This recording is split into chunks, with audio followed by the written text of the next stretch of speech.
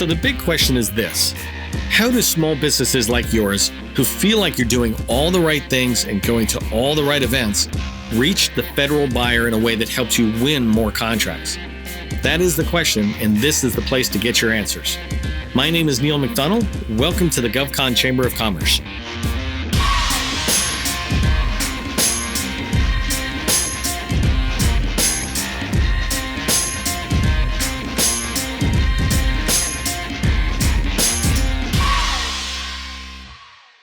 Okay, let's get started. In a previous post, I provided an introduction to spin selling, a way to perform business development and capture activities, asking the right questions. Now I'll expand on the second type of questions, problem questions, and I'll include actual questions you might ask federal buyers. First, though, this content is brought to you by the GovCon Chamber of Commerce, the only organization dedicated to the success of all small businesses in the federal space, with members from Guam to the U.S. Virgin Islands and every single state in between. Each year, roughly $125 billion is awarded to small businesses as prime contractors. Our vision is to double that number by helping small businesses truly understand the process for success. Small businesses are the backbone of America. By helping you succeed further in government contracting, we'll be strengthening American communities. My name is Neil McDonnell, and I've been where you are now. I've been a small business owner for 20 years, building 2 successful firms selling to the federal government. I've won subcontracts with small and large prime contractors.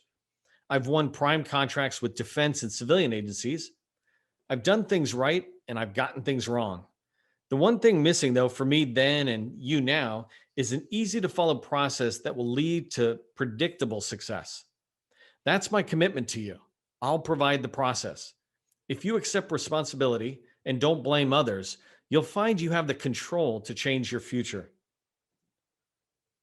Neil Rackman wrote a book called Spin Selling that has guided my call preparation for every sales call I've ever made to federal buyers. SPIN is an acronym that stands for situation questions, problem questions, implication questions, and need payoff questions. By following this method, you will have a lot more successful meetings with federal buyers.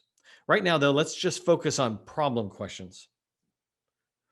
Problem questions are the most helpful you can ask since they uncover customer dissatisfaction, which hopefully can be resolved by your product or your services. Your goal is to get the customer to reveal implied needs that can be turned into explicit needs. This means they fully agree that there's a need for change. To get those needs, you must ask questions about the problems they're having. They must realize that the scope of their problems, which will lead them to wonder, how can you solve this problem? No one wants to have questions fired at them in a direct manner, like they're being investigated by a detective, right? Instead, write out questions and then weave them into the conversation naturally. When you ask problem questions and have a discussion with the customer clarifying those problems, you'll be able to write a much stronger RFI response or an RFP response. Without this information, you'd only be able to talk generically about what you offer and what your experience is at other federal agencies. But if you know their problems, you'll be able to tie in your products and services more specifically to the pains they feel. This is how you beat out your competitors. So that's a quick overview of problem questions, but who can we ask these questions when selling to the federal government? There are 3 main groups of people you want to meet and ask questions. Focuses of receptivity are people who are willing to help you learn about and navigate an agency. An agency's small business specialist is one perfect example. Another is a large prime contractor's small business liaison officer. A primary responsibility of both these folks is to answer your questions and make introductions. They're looking for qualified small businesses like yours to support their own internal customers. Focuses of dissatisfaction are the folks with the problems and the needs. Usually this is the program office that has the requirement, but it could also be another business office within an agency that's dependent on the program office for products and services. Focuses of power are the money people. While a program office has the need, only a contracting officer can award you a contract. Contract specialists support them and have linked powers, if you will, and help those contracting officers. Let's go over a few examples you could ask based on which role you're going to be asking. No matter who you meet with, Remember to be persistent, be polite, and be prepared. Be persistent, be polite, and be prepared. That means taking the time to write out the questions you'd like answered. When meeting with a small business specialist, you might ask some of these type of problem questions. How much does the program office engage you? You're trying to learn if the small business specialist has any influence and how you can use them during the BD and capture phase. What concerns do program offices have with smalls?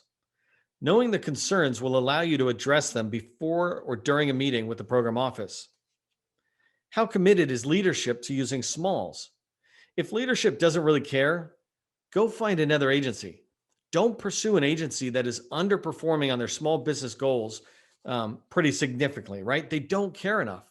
Go knock on the doors of those who meet or exceed federal small business goals because they clearly care about working with small businesses. Is it hard to get requirements set aside for small businesses? You're trying to learn if the program office routinely resists opportunities from going small, which is again about managing your very limited BD time. What concerns do large primes express of smalls? Again, knowing the concerns will allow you to address them before or during meetings with the large prime points of contact. Let's go over some of the examples you might ask when meeting with a program office point of contact. Is any part of the process costing more than you'd like? If yes, you can find out why and be prepared to talk later about your cost savings approach. What is a top concern or two expressed by your users? If you know the complaints and problems shared by your customer's customer, you're better prepared to discuss solution options with them. Is it hard to find skilled, experienced people? You can then expand on which roles are harder to fill and what their expectations are. Then highlight your staffing approach to this pain point. How satisfied are you with the current process? If they're not, you can explore why and what the impact is with other questions. The strategic plan mentions quality problems. Why? In strategic plans for agencies, they list out the problems and challenges the agency faces. You want to explore these in your meetings, which will also show them that you've done their homework. Taking these large problems that are stated in the strategic plans, you could expand in much more detail with other questions, kind of breaking it down into the more specific definitions of the problem. When you talk with focuses of receptivity, you'll generally be learning about the agency as a whole. When you talk with focuses of dissatisfaction, you'll be digging into the operations of the program office you're pursuing. But when you talk with the focuses of power, the contract staff, you'll want to ask about the acquisition approach. How responsive are small businesses when you post RFIs? You want to hear them complain about smalls not being responsive to RFIs or sources sought, so you can highlight your commitment to responding in the future. What is the one thing you wish smalls stopped doing? Obviously, you want to learn and make sure that's never you, right? But you can explore it further for one or two other things that frustrate them if they explain the first one. Are you happy with the quality of the small business responses? Here, we're trying to get them to expand on why they're not happy with the proposal responses from small businesses. For example, they might say smalls don't justify the recommendations they make in their proposals. They just recommend something, but don't tell us why we should listen to them. What would prevent you from setting this opportunity aside? Here, you're asking about a particular opportunity.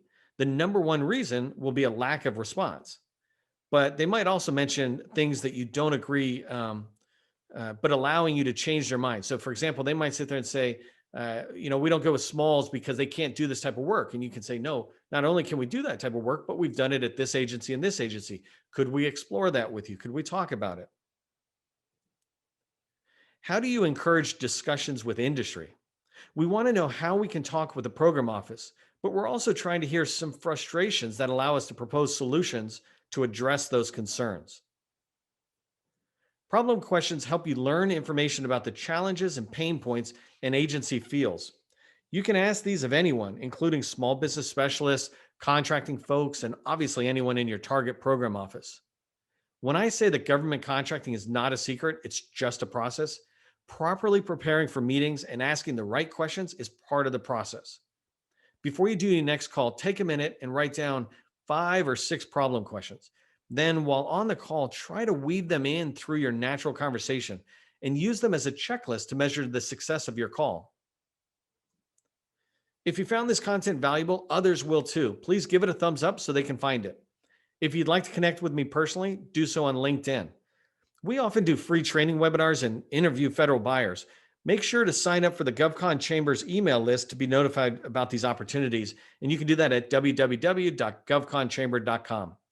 Finally, please consider becoming a sustaining member of the GovCon Chamber of Commerce. I'm Neil McDonnell, wishing you great success.